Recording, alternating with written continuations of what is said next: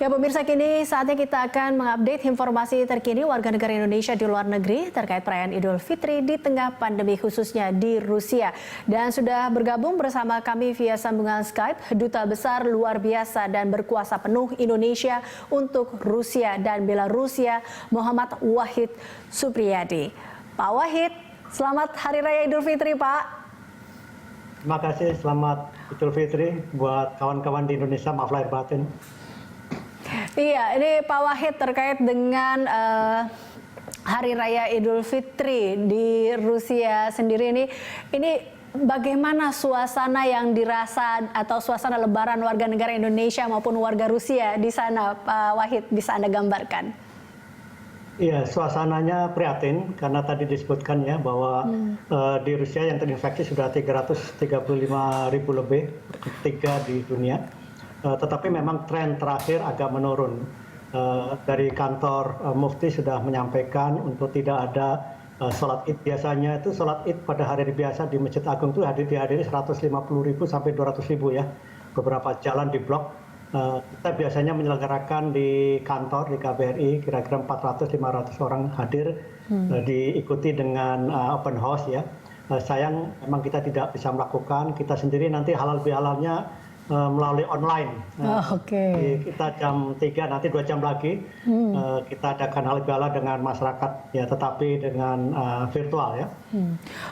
Walaupun di tengah kekhawatiran ini Pak, kalau bisa dijelaskan, adakah mungkin kesulitan bagi warga negara Indonesia sendiri ini dalam menjalankan ibadah selama Idul Fitri ini apa sih Pak sebenarnya kendalanya tadi? Apakah memang karena masih ditutupnya ya, tadi masih ada penutupan wilayah, itu juga menjadi salah satu kendala? Maaf, sambungan telepon tidak ada. Halo?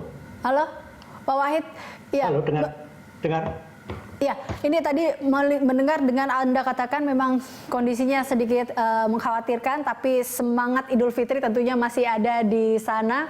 Tapi kalau terkait dengan kendala ibadah sendiri Pak, itu apa sih yang memang dirasakan oleh warga negara Indonesia kita sendiri di sana?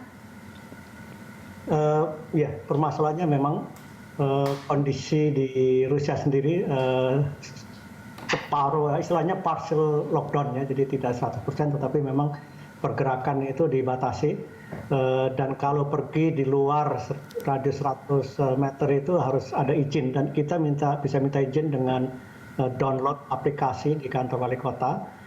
Jadi akan ketahuan apakah di situ disebutkan izinnya untuk apa. Biasanya kalau staf kita yang ke kantor, dia daftar, dia biasanya ke embassy, otomatis kartu yang dia pakai itu dia bisa pakai untuk naik metro. Tapi kalau dia tidak ada izin, maka dia tidak bisa naik metro. Jadi sangat canggih juga ya dengan aplikasi, dengan IT itu.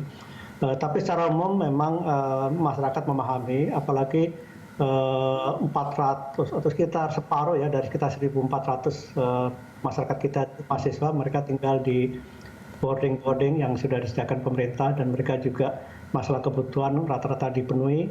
Kita sendiri beberapa kali memberikan bantuan sembako kepada tenaga kerja migran ya, PMI ya, pekerja migran Indonesia yang memang mungkin tidak bekerja atau sudah tidak bekerja lagi, dan sebagian juga ingin kita pulangkan. Kita sudah juga berikan pada para mahasiswa yang membutuhkan masker dan juga vitamin. Jadi itu yang kita lakukan. Kita juga memiliki komunikasi dengan WA Group, dengan ketua-ketua perhimpunan mahasiswa Indonesia di Rusia. Tapi juga kita beberapa kali mengadakan video conference dengan para pelajar mahasiswa di hampir seluruh negara bagian, dari Vladivostok yang paling timur sampai Moskow dan Kaliningrad. Ya, Pak Wahid, ini kalau dilihat Rusia mengkonfirmasi lebih dari 335.000 kasus positif corona dan menempatkan Rusia di posisi ketiga jumlah kasus terbanyak di dunia setelah Amerika Serikat dan Brazil. Ini bagaimana perkembangan kondisi penanganan virus corona sendiri di Rusia saat ini sebenarnya, Pak Wahid? Kalau saya lihat cukup rapih penanganannya ya, warga juga rata-rata patuh. Jadi kalau kita lihat di jalan-jalan itu sepi sekali ya. Tetapi kalau ada masyarakat yang terkena, kemudian kita melapor ke Satgas, itu dokter bisa langsung datang, dia memberikan obat yang diperlukan. Contohnya ini ada 16 warga Indonesia yang terkena virus. tapi 11 sudah sembuh ya. 1 sekarang masih di rumah sakit, yang 4 isolasi mandiri. Dan begitu kita laporkan ada warga kita yang terkena virus misalnya, maka dokter akan datang.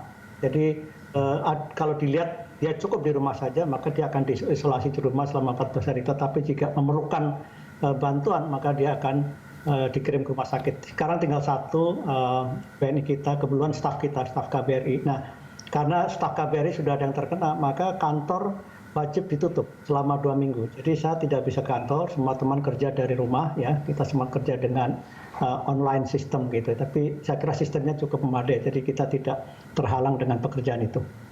Ya, sejauh ini sudah adakah bantuan yang telah diberikan tentunya dari KBRI Moskow kepada WNI kita, Pak? Ya, kita sudah memberikan terutama kepada pekerja migran ya. Kebanyakan ada sekitar 400-an barangkali yang terdaftar di kita 345 ya. Kebanyakan mereka kerja di spa terapis, kebanyakan dari Bali, dan mereka yang terkena dampak itu karena kan tutup semuanya. Dan ada yang kontraknya selesai, ada juga yang memang selama ini tidak bekerja selama memang tidak ada pekerjaan. Jadi kita daftar bersama dengan mahasiswa, siapa-siapa membutuhkan kita kirim bantuan-bantuan. Ya. Untuk mahasiswa sendiri kita kirim juga masker ya dan juga vitamin. Baik. Kalau terkait dengan opsi untuk memulangkan seluruh warga negara Indonesia dari Rusia, ini mengingat jumlah kasus yang terus meningkat di sana, apakah mungkin tidak, Pak Wahid? Kalau sekarang kita belum sampai ke sana, karena asesmen kita masih darurat atau siaga 2 ya. Artinya memang belum ada urgensi, kita sudah komunikasi dengan masyarakat. Kedua, juga tidak ada penerbangan langsung ya sekarang itu. Semua penerbangan internasional sekarang diputus. Tetapi memang kita beberapa kali memulangkan ya, bekerja sama dengan Aeroflot. Jadi Aeroflot itu beberapa waktu ke Bali mengambil warga negaranya dan kita bisa nitipkan. Jadi sudah ada 20 yang kita pulangkan menggunakan Aeroflot. Nanti malam ada 20 lagi juga yang akan menggunakan Aeroflot. Jadi kita lihat case by case, karena yang pulang misalnya mahasiswa itu memang mereka sudah selesai ya. Kedua yang pekerja migran memang kontrak sudah selesai.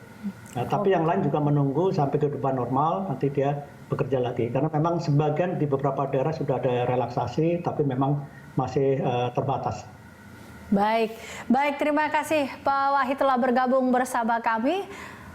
Duta Besar Muhammad Wahid Supriyadi langsung dari Moskow, Rusia.